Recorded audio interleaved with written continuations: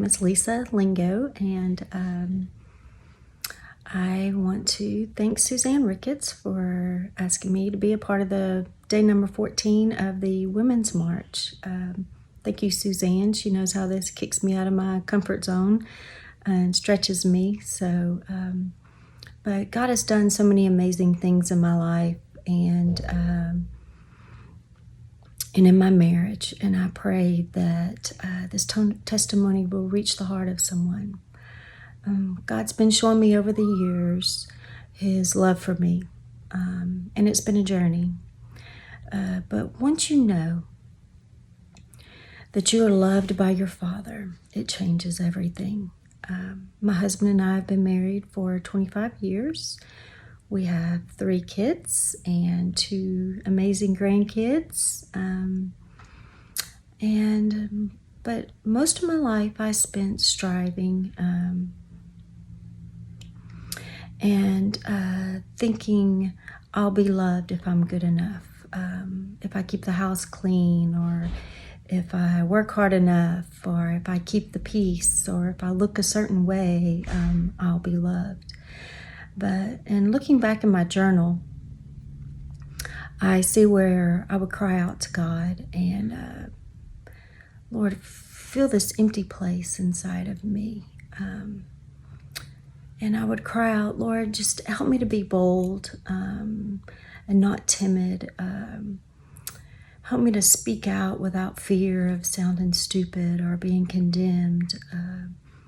I would see certain things going on around me and say something, but things would never change.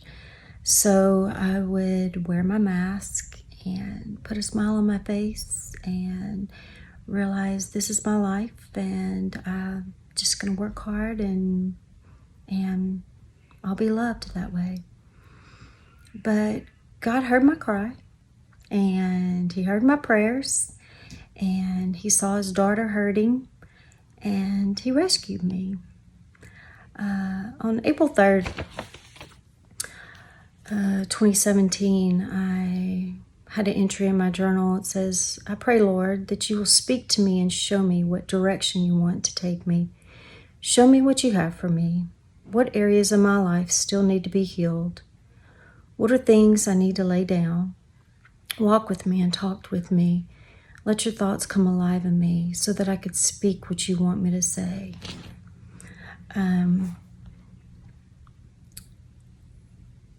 The next day, the next entry was on April 26, 2017. It was quite a different entry. God answered my prayer. You see, I was living this tunnel vision life, so say, just thinking, okay, this is my life. This is the way it's going to be. And always thinking, there's got to be more. There's got to be more.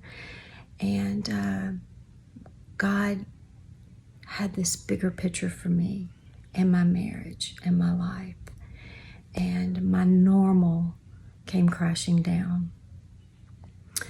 And I was brought to a place of fear because I realized everything that I was trying to do, to perform, to create, was not enough. It was very hard and painful, but God knew that He had to strip me of the way that I was looking to be loved. He flipped the tables, so say, over our so-called normal life and opened our eyes. He's had to let go of striving to be loved. I had to forgive. I had to let go of bitterness and anger. And what helped is Jason and I went on this marriage weekend, and we had homework before we went. We had to write down all the hurts that we caused each other, and we had to spend this evening emptying the kettle. And that evening, both of our voices were heard.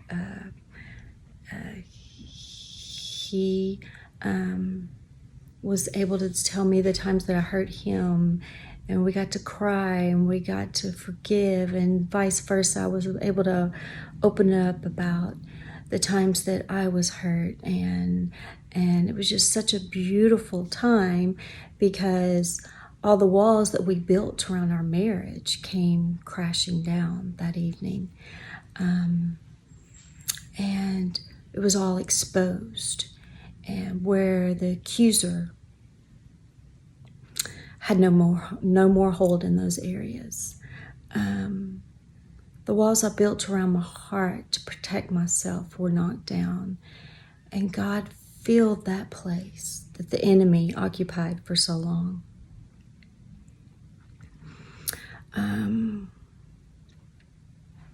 He restored my voice, and he became the center of our lives, and our marriage was so beautiful after that. He taught me that I don't have to strive to be enough anymore. My mask came off, and the person God created was able to live a full and free life after that.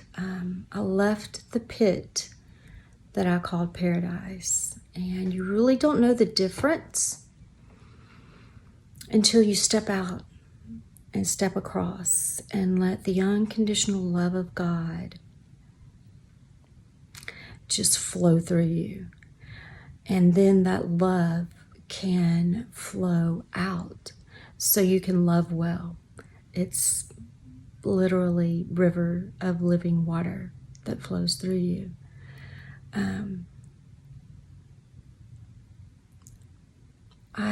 Being a hairstylist, I see so many people hurting and searching, going from relationships to relationships, broken marriages, all looking for something that only God can fill.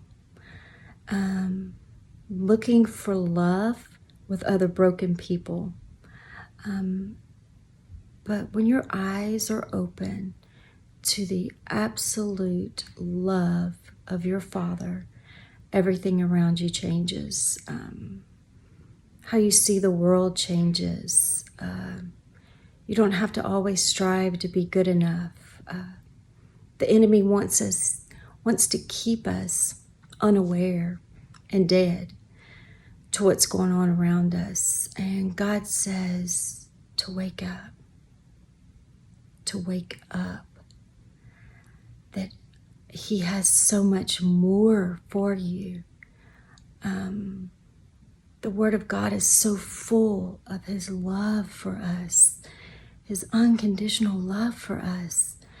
And we just have to open up our hearts and our eyes to receive that love. And I just want to end by saying that know that God sees you, that you're heard, that you are valued, and that you are loved. Thank you.